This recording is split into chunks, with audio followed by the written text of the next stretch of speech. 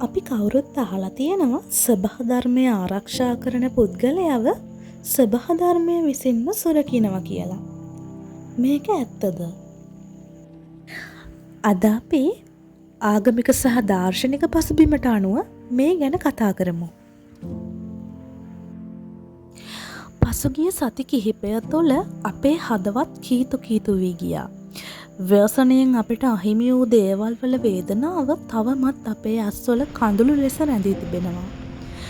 නමුත් අපි මේ මොහොතේදී අපේ අහිමිවීම් දෙස බලා මෙහෙම ප්‍රශ්නයක් අහන්න ඕනේ. සබහාදහම අපට දඬුවම් කළාද? නැතහොත් පාඩමක් ඉගැන්නුවද? වසරේ ගණනාවක් තිස්සේ අපි අපේ පරිසරයට සැලකුවේ කුණු කූඩයකට වගේ. පිරිසිදු ගංගා, වෙරළ තීරයන්, රමණීය කඳුකර පෙදෙස් අපේ නොසැලකිල්ල නිසා කසල සහ අපද්‍රව්‍ය වලින් වැසී ගියා. අපේ ආගමික ඉගැන්වීම් වල හරය තමයි කර්මය හෙවත් ක්‍රියාවේ විපාකය.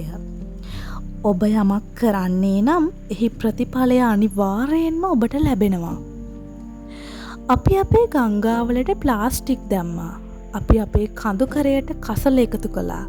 අපි සබහාධර්මයේ සමතුලිතතාවය බිඳ දැමුවා.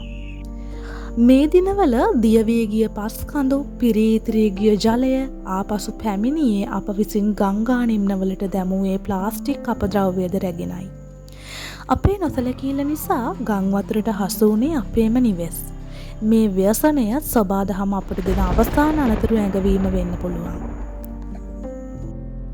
ඕගොල්ලෝ දන්නවත් ඇති.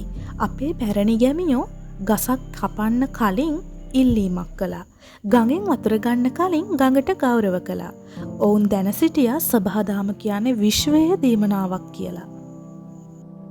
ආගමිකව කතා කළොත් සබහාධර්මයට ආදරය කිරීම කියන්නේ ජීවයට ආදරය කිරීම.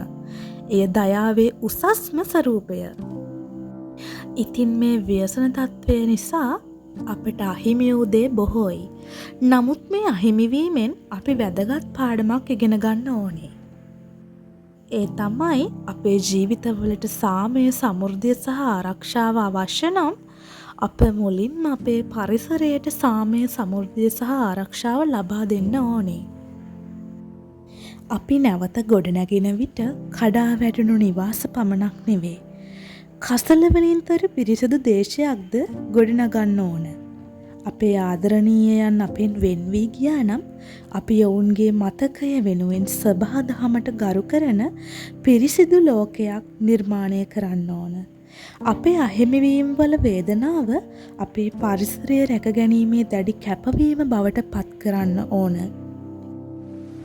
ඉතින් අවසාන වශයෙන් කියන්න තියෙන්නේ සබහාදහම Tamanට ආදරය කරන අයව කවදාවත් අත්හරින්නේ නැහැ.